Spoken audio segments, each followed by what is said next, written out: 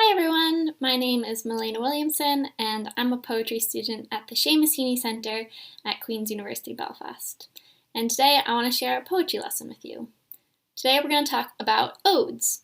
An ode is a type of lyric poem that addresses and celebrates a person, place, or thing. So basically an ode is a description of something in a positive light. It is flattering, complimentary, and it uses sensory language to describe that thing. Sensory language is things like sight, sound, smell, touch, and taste. So depending on what your ode is to, you may use some of that kind of language.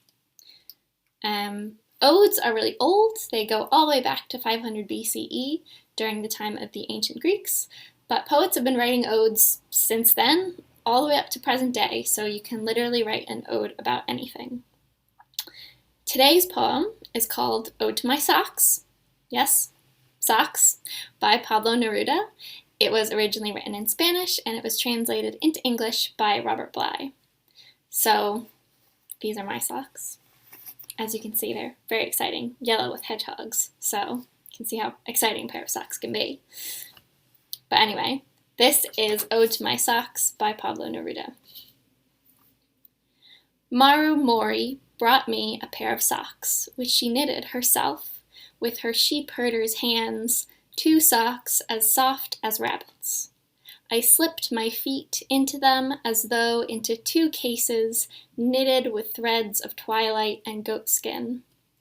Violent socks, my feet were 2 fish made of wool, 2 long sharks, sea blue, shot through by 1 golden thread, 2 immense blackbirds, 2 cannons. My feet were honored in this way by these heavenly socks.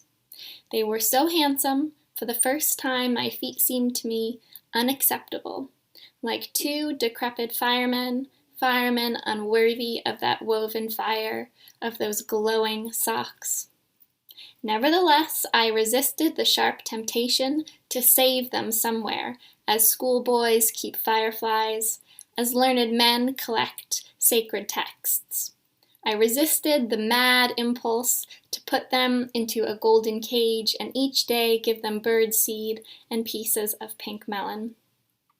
Like explorers in the jungle who hand over the very rare green deer to the spit and eat it with remorse, I stretched out my feet and pulled on the magnificent socks and then my shoes.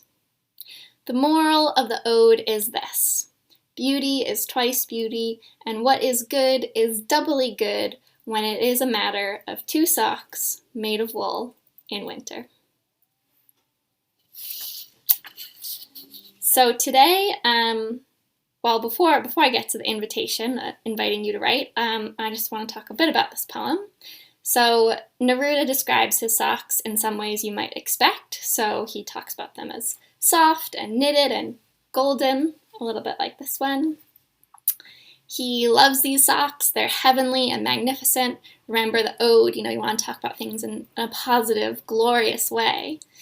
But these socks are also kind of unusual, right? They're glowing and they're knitted with threads of twilight, and suddenly they transform his feet into 2 fish made of wool, 2 long sharks, 2 immense blackbirds, 2 cannons. Like, these are magic socks, basically. So Neruda uses his imagination of describing his socks and his feet in these unusual ways. And so now it's your turn to write an ode. So what's something that you have a lot to say about that you love? Maybe a favorite food, your bed, a family member you care about.